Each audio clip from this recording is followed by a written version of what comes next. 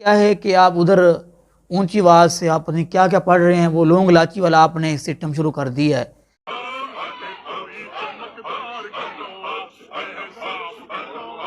السلام علیکم ورحمۃ اللہ وبرکاتہ۔ محترم ناظرین، جب ہم قبرستان میں جائیں تو اللہ کے حبیب علیہ الصلوۃ والسلام کی سنتوں میں سے ایک سنت یہ ہے کہ ہم ان کے لیے دعا کریں، اور دوسرا قبرستان میں جانے کا ایک مقصد یہ بھی بیان کیا گیا ہے کہ قبرستان میں جایا کرو تاکہ تمہیں تمہاری موت یاد ہے۔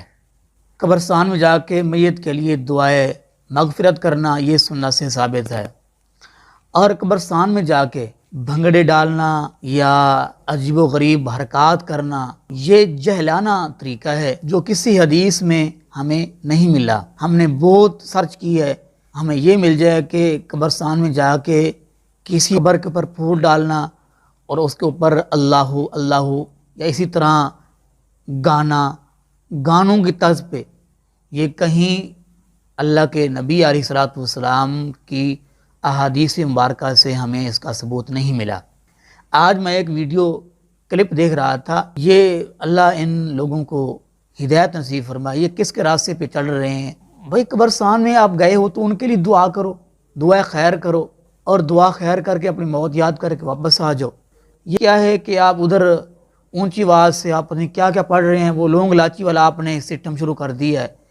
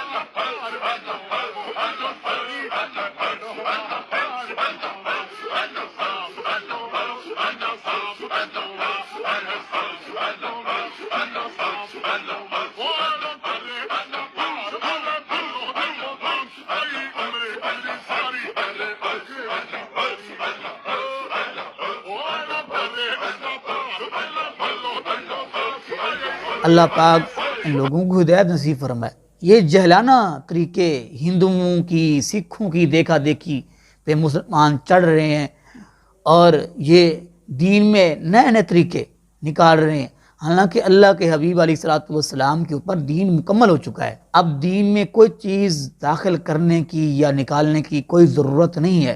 جو ایسا کرے گا وہ اللہ کے نبی علیہ الصلوۃ والسلام کے اوپر بہتان باندھے گا کہ آپ علیہ الصلوۃ والسلام نے یہ چیز نہیں بتائی اور ہم یہ چیز ڈال رہے ہیں، یہ ڈالنی تھی اور یہ چیز نکالنی تھی، اللہ کے نبی نے نہیں نکالی تو ہم نکال رہے ہیں۔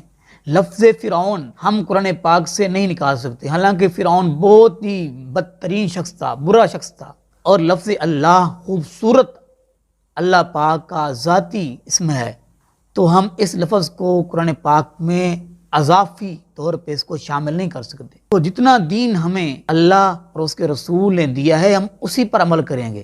اللہ کے نبی علیہ الصلوۃ والسلام نے فرمایا کہ کل بدعت ضلالہ وکل ضلالۃ فی النار، فرمایا ہر بدعت گمراہی ہے اور ہر گمراہی جہنم میں لے جانے والی ہے۔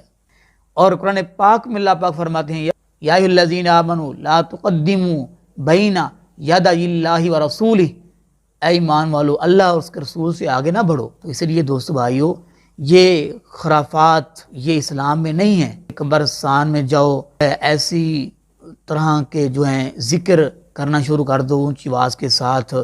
صحابہ کرام اور اسی طرح تابعین، تبع تابعین میں سے کسی نے ایسا کیا ہے؟ اگر انہوں نے، وہ خیر القرون اچھے لوگ تھے، اگر انہوں نے یہ کام نہیں کیے، وہ ہدایت پر تھے، وہ جنتی لوگ ہیں صحابہ کرام، اگر وہ کام یہ نہیں کر رہے تو ہمیں بھی یہ کام نہیں کرنے چاہیے۔ اللہ رب العالمین ہم سب کو بدعات، خرافات سے بچنے کی توفیق نصیب فرمائے، اور اسوہ رسول صلی اللہ علیہ وسلم پہ عمل پیرا ہونے کی توفیق نصیب فرمائے۔ آمین۔ وما علینا